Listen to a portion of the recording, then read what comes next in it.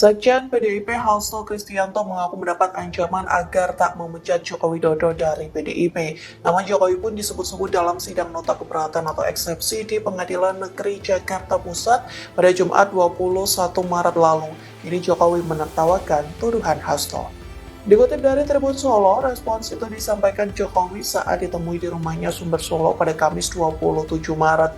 Jokowi pun mempertanyakan apa motifnya mengancam agar tidak dipecat PDIP. Pasalnya, Jokowi mengaku merasa tidak ada untung dan rugi melayangkan ancaman itu.